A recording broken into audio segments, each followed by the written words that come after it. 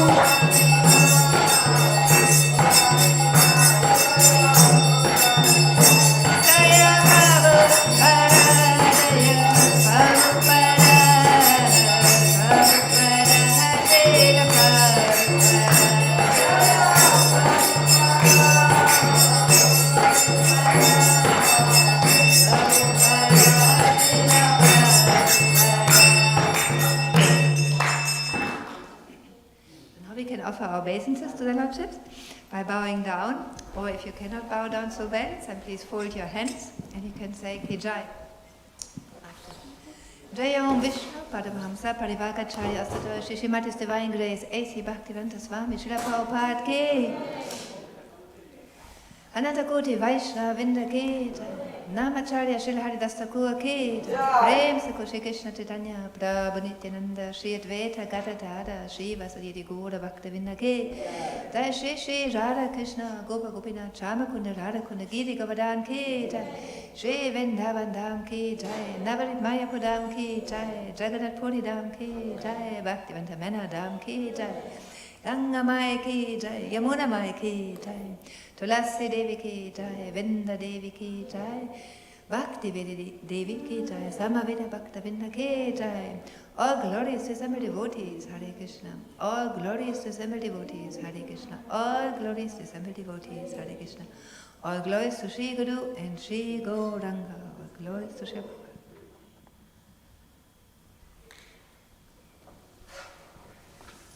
If you be seated for a few more minutes, we will offer one prayer to Lord Nrsimhadev.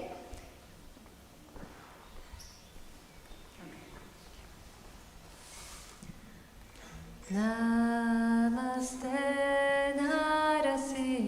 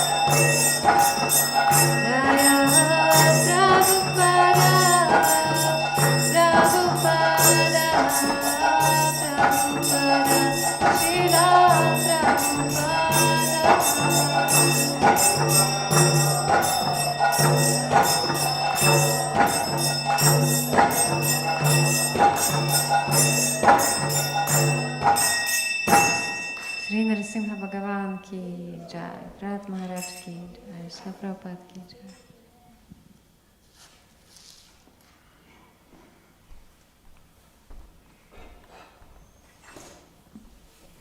Yeah, so wonderful for you coming and stay. Beautiful. So we are serving Mahaprasadam, but also we are having a class here today evening. You a speaker? Oh, he's a speaker. Okay, Sankit Prabhu will be the speaker of today evening Bhagavad Gita class. So you're very welcome to stay for this as well. Hare Krishna.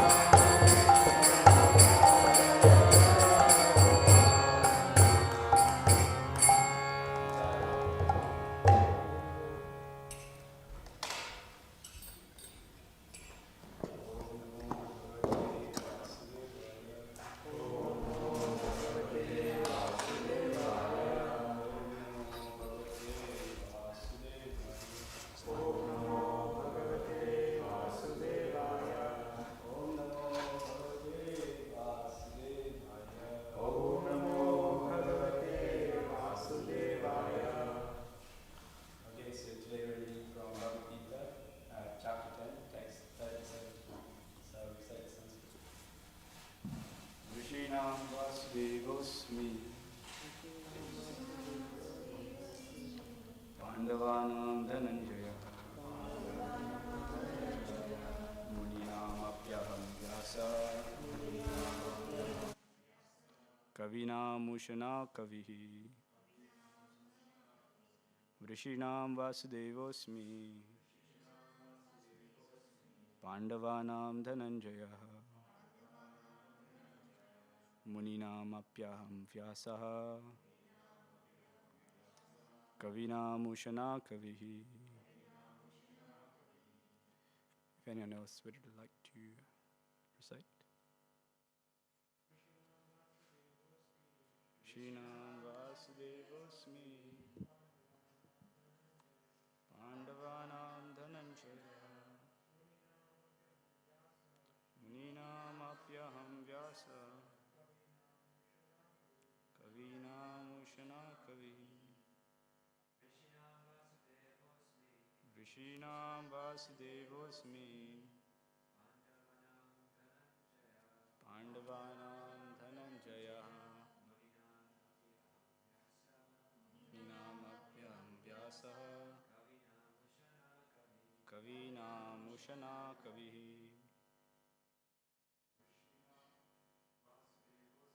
Vrishinam Vasudevosmi Pandavanam Dhananjaya Muninamapyaham Vyasa Kavinam Ushana Kavihi.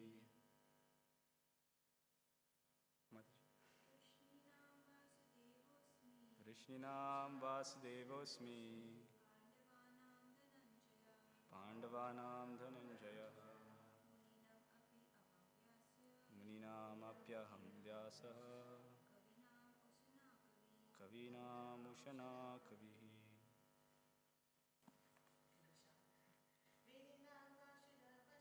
Vrishinam Vasudevosmi Pandavanam Dhananjaya Muninam Apyaham Vyasa Kavinam Ushana Kavihi. Okay, synonyms.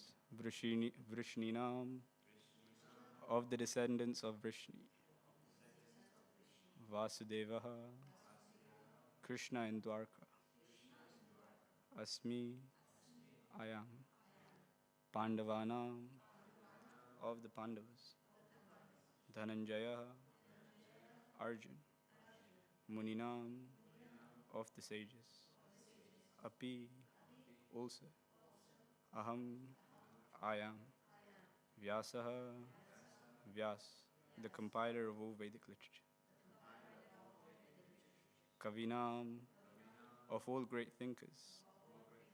Ushana, Ushana, Kavihi, the thinker. Translation. Of the descendants of Vrishni, I am Vasudev, and of the Pandavas, I am Arjun. Of the sages, I am Vyasa, and among great thinkers, I am Ushana. Purport. Krishna is the original Supreme Personality of Godhead, and Baldev is Krishna's immediate expansion. Both Lord Krishna and Baldev appeared as sons of Vasudev, so both of them may be called Vasudev. From another point of view, because Krishna never leaves Vrindavan, all the forms of Krishna that appear elsewhere are his expansions. Vasudeva is Krishna's immediate expansion, so Vasudeva is not different from Krishna. It is to be understood that the Vasudeva referred to in this verse of Bhagavad Gita is Baladev or Balaram, because he is the original source of all incarnations, and thus he is the sole source of Vasudeva. The immediate expansions of the Lord are called Swamsha, personal expansions, and there are also expansions called Vibhinamsha, separated expansions. Amongst the sons of Pandu, Arjun is famous as Dhananjaya. He is the best of men and therefore represents Krishna. Among the Munis or learned men conversant in Vedic knowledge, Vyasa is the greatest because he explained Vedic knowledge in many different ways for the understanding of the common mass of people in this age of Kali. And Vyasa is also known as an incarnation of Krishna. Therefore, Vyasa also represents Krishna. Kavis are those who are capable of thinking thoroughly on any subject matter. Among the Kavis, Ushana, Shukracharya, was the spiritual master of the demons. He was an extremely intelligent and far-seeing politician. Thus, Shukracharya is another representative of the opulence of Krishna. Om Jnanatimirandasya Jnananjana Shalakaya Chakshurunmilitam Yena Tasmai Shri Gurave Namaha Shri Chaitanya Manobhishtam Stapitam Yena Bhutale Swayam Rupa Gadamayam Tadati Swapadantikam Vandeham Shri Guru Shri Yuta Padakamalam Shri Gurun Vaishnavamscha Shri Rupam Sagrajatam Sahagana Raghunathan Vitam Tam Sajivam Sadvaitam Savadhutam Parijana Sahitam Krishna Chaitanya Devam Shri Radha Krishna Padan Sahagana Lalita Shri Vishakhan Vitamscha He Krishna Karuna Sindhu Dinabandho Jagatpate Gopesha Gopika Kanta Radha Kanta Namostate Taptakanchana Gaurangi Radhe Vrindavaneshwari Vrishabhanu Sute Devi Pranamami Hari Priya Vancha Kalpataru Vyasya Kripa Sindhu Evacha Patitanam Pavanebhyo Vaishnavebhyo Namo Namaha Jai Shri Krishna Chaitanya Prabhu Nityananda Shri Advaita Gadadhar Srivasadi Gaura Bhaktarinda Hare Krishna Krishna Krishna Hare Hare Hare Rama Rama Rama Hare Hare. Request the blessings of all the devotees. Okay, so this is a very kind of technical purport there, somewhat, and also Krishna continues to talk about his different opulences as he has been doing in this chapter. So in chapter 9, Krishna explained all the topmost knowledge, which is Bhakti Yoga. He explained all the topmost secrets, the most confidential knowledge. And at the end of the chapter, he gives this formula, the last verse of the 9th chapter, Man Manava Mad Bhakto. And it's about, he's telling Arjun that always think of me, always remember me, like that. And so at the beginning of chapter 10, after hearing all these secrets of Bhakti Yoga, Arjun accepts Krishna as the Supreme Personality of Godhead. He's like, I'm convinced. So, and then he says that, I want to hear about all your opulences by which you pervade this world. And so Krishna starts listing all these opulences. There's 82 of them in total in this chapter. And we're coming towards the end of these opulences now. And he reveals that that these four personalities are also representations of his opulence. So the first one, he says, of the descendants of Vrishni, I'm Vasudev. And Vasudev, as Prabhupada explained, means son of Vasudev. And naturally, I think we all see this as a name of Krishna, Vasudev. But Prabhupada was actually explaining that in this verse, Vasudev refers to Balaram because he says that Vasudev is Krishna's most immediate expansion, because outside of Vrindavan, Krishna is known as Vasudev Krishna. It's it's explained that Krishna never actually leaves Vrindavan. Somehow it's an expansion that actually leaves, and because Balaram is the source of all expansions, so this verse refers actually to Balaram, who's also a son of Vasudev. So his name is also technically Vasudev. Actually, there's another explanation given by a lot of the acharyas. They say that, Krishna is explaining all his opulences in this chapter. And so in here, he's also saying that of the descendants of Vrishni and Vasudev. So he can't be talking about himself because he can't be an opulence of himself, if that makes sense. So the only way it makes sense, the only other Vasudev there is, the only other son of Vasudev there is Balaram.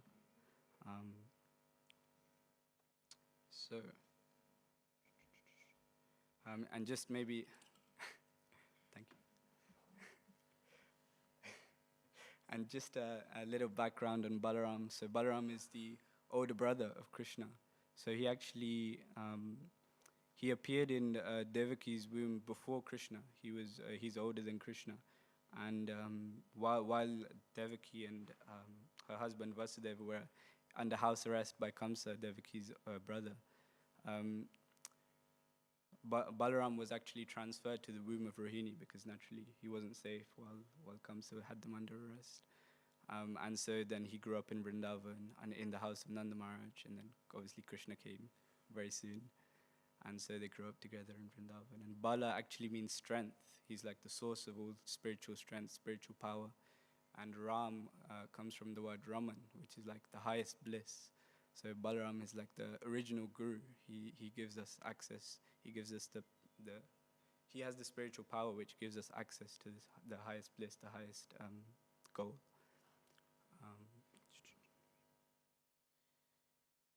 Yeah, so that's a bit about Balaram. So the next personality that Krishna mentions, he says, of the Pandavas, I am Arjun. And so naturally that may raise the question that, oh, there's 5 Pandavas, and for example, Yudhishthir, he's known as Dharmaraj. He's very well known for being extremely religious, extremely pious. There's Bhima, who's a very good fighter. So why did he pick Arjun out of these? And I guess somewhat maybe it's kind of obvious that naturally when we think of the foremost among the Pandavas, it's Arjun, because he's known as the greatest fighter. Like Krishna sometimes addresses him as Bharata Shrestha, which means greatest of the Bharatas. So he already has this already established, and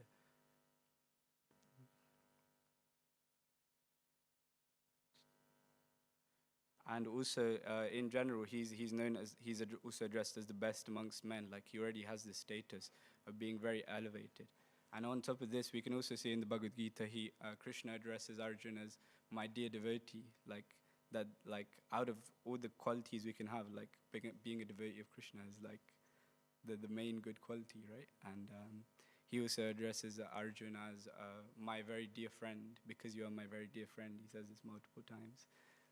And I guess like these are the topmost qualities we can have, aside from all the other qualities, being a friend of Krishna, being Krishna's devotees, where all the other good qualities come from, as there's the verse in the Bhagavatam that says this.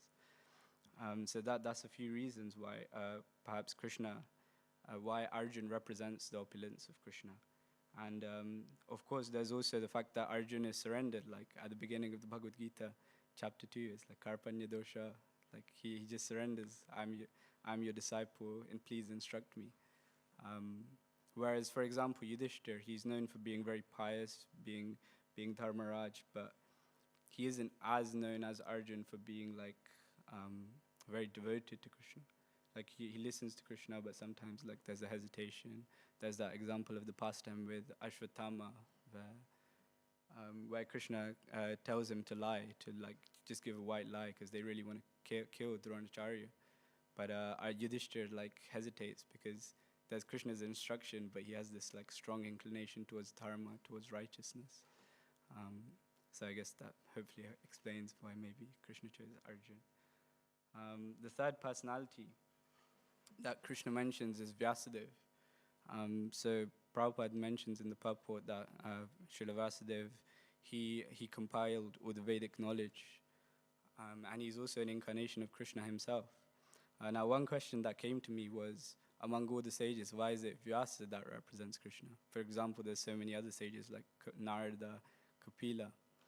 But actually, I was looking through the chapter, and Narada is also already mentioned as one of the sages that represents an opulence of Krishna. He's mentioned as the sage amongst the demigods, or something like this.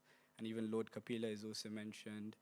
Bhrigu is also mentioned as one of the other sages. So it's not like Vyasa is the only sage that's glorified, that's seen as an opulence of Krishna in this chapter. There's quite a few sages mentioned.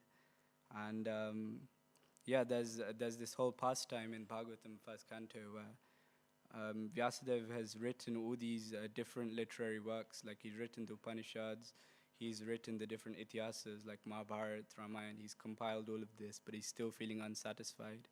And so he asks his spiritual master Narad Muni that, why am I still feeling unsatisfied? And he feels that this age of Kali is coming, And Narad Muni explains to him that, it's because you haven't properly explained about Krishna. You haven't given the highest knowledge. You haven't spoken directly. And so then he compiles the Srimad Bhagavatam, and that obviously is one of our key scriptures, especially in the age of Kali. Yes, so that's a bit about Vyasadeva. And lastly, Shukracharya. Shukracharya, I had to do a lot of research because Shukracharya, for those who might know, he pops up a lot in Srimad Bhagavatam across many different cantos. And as Prabhupada mentions, he's the spiritual master of the demons. He's also a priest of the demons as well. He's the priest of Hiranyakashipu. And his sons were actually teaching Prahlad Maharaj, like just educating him in like mundane knowledge. They were trying to draw him away. Prahlad Maharaj had obviously already heard about bhakti from Narad Muni whilst being in the womb, but he, so he kind of pops up all over Bhagavatam. He's also in 8th canto in this famous pastime of Vamanadev. So just as an aside, actually, Prabhupada also mentions these two different types of expansions of the Lord. He says Swamsha and Vibhinamsha. So Vibhinamsha, separated expansions, is like us, the living entities. We're part and parcel of Krishna, but we're not Krishna. We're still distinct from him, eternally separate. Mama Evamsho Jivaloke. And so that's Vibhinamsha, separated expansions. And then we have Swamsha. Swamsha is like personal expansions. Another word for Swamsha is Vishnu Tattva. Vishnu Tattva means like direct incarnations or expansions of Krishna. So for example, Balaram, for example, Rama, Nrsimhadev, Lord Vamandev. So Lord Vamandev is a dwarf. He appears as a human dwarf brahmachari. And he comes to Bali Maharaj. Bali Maharaj has this thing that when he's performing sacrifices and he has a promise that whoever comes and asks for charity, especially Brahmanas, he gives them like whatever they want because he's like extremely wealthy, ruler of the whole world. He's actually the grandson of Prahlad Maharaj. So then Lord Vamandev comes, he asks for just like 3 footsteps of land. And Shukracharya, although he's a demon of the priests and he's not portrayed as such a good guy, but he still has a lot of spiritual power, so he immediately recognizes that this is Krishna, this is Lord Hari. And so he immediately starts counseling Bali Maharaj that, you're going to lose everything. This is Lord Hari. He says to Bali Maharaj that, when you made this promise to give whatever you have, you didn't say the word Om, and that means the promise is not bona fide. Of course, Krishna says that in this verse that among the great thinkers I'm Ushana. So Shukracharya is very, very intelligent. He knows the scriptures very well, and he actually uses that for his own gain. He's deliberately the spiritual master of the demons because he just wants that position for himself. He wants that fame. He wants that position. And so similarly, he realizes he's going to lose this position if Lord Vamandev takes everything. So he starts counseling Bali Maharaj using Vedic explanations about why he shouldn't give in charity to a Brahmana, why he shouldn't follow his promise. He starts twisting everything. So I was wondering, why Shukracharya an opulence of Krishna? That doesn't make any sense. So one thing I was thinking is that, Krishna is not literally saying that he is Shukracharya, but he's saying that of the great thinkers, I'm Shukracharya. So throughout this whole chapter, he's not saying that I'm literally all of these people, all of these things, very directly. He's not a personal they're not personal expansions of him. It's simply that quality, we can, by those personalities, we can see that quality of Krishna. He's explaining how we can basically see him throughout the universe, right? And so one example is, the intelligence that Shukracharya has, this intelligence, actually it comes from Krishna. And I think this is really good. For example, we have so many fault-finding tendencies, especially I do. And we tend to immediately criticize, see the bad things. But actually Krishna's this priest, this spiritual master of the demons, I'm actually that intelligence that he has, it comes from me. I think it's a way that we can kind of elevate our view sometimes. We can kind of come out of this fault-finding perspective and try to see Krishna despite whatever bad things there may be. And Actually, another thing I noticed is that he's not glorified for being a spiritual master, Shukracharya. Krishna in this verse. He doesn't glorify him for being a spiritual master. He doesn't glorify him for being a priest, because even Krishna mentions that among the priests, I'm the chief Brahaspati. He doesn't There's not the quality that Krishna is looking at. He's looking at the intelligence is what comes from him. And one interesting thing at the end of this pastime of Bali Maharaj, Vamandev, and Shukracharya says, whenever your lordship's holy name is chanted, everything becomes faultless. So even though he's kind of twisting the Vedic literatures, ultimately somehow he still recognizes the end goal. Whether he kind of properly follows it, I'm not sure, but he recognizes that the holy name is kind of all-powerful. And of course, for the sage of Kali, the holy name is the only way, chanting the Maha Mantra.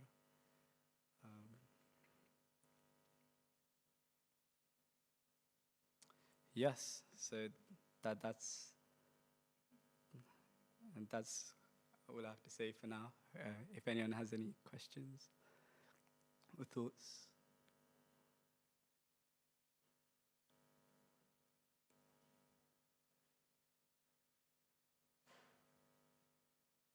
Okay, we'll just wait for the microphone.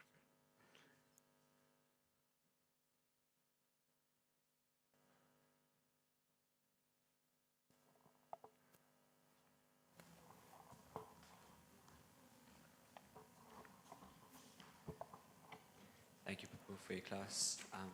Actually, I had a question written down throughout the class about is when Krishna says these things, does he mean literally or metaphorically? And you answered it. So thank you very much for that. Still, I was just thinking, in this verse alone, I still find sometimes it's literal, right? Like when he says, I am Vasudev, like Krishna is as another name for Krishna. Yeah. So in that sense, it's literal. Yeah. Literal, but in this sense, he's talking about the descendants of Vrishni. I think maybe in some sense it's also an opulence that the descendants of Vrishni are very kind of maybe exalted, and among them he's glorifying Balaram. Thank you. Anyone else?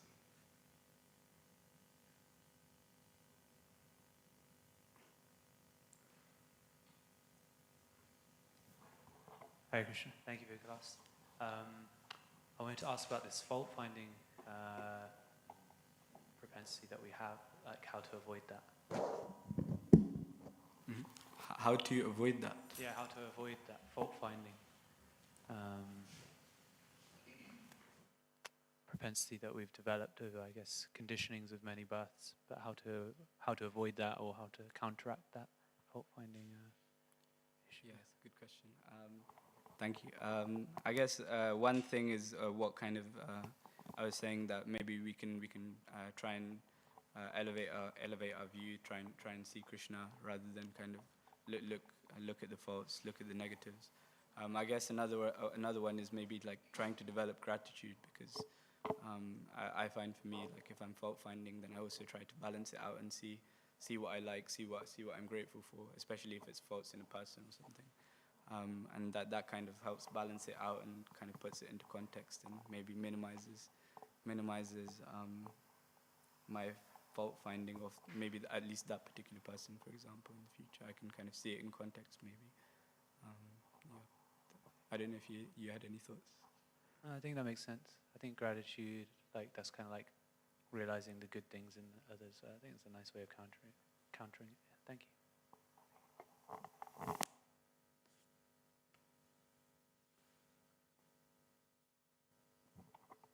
Hare Krishna, thanks very much for the class. It was just a comment on that last question. Something that I've heard, there's two ways to help overcome fault finding, and you can either serve the individual that is causing you to see problems, or you can glorify them as well. So these are kind of two ways that we can overcome fault finding within any individual. Thank you.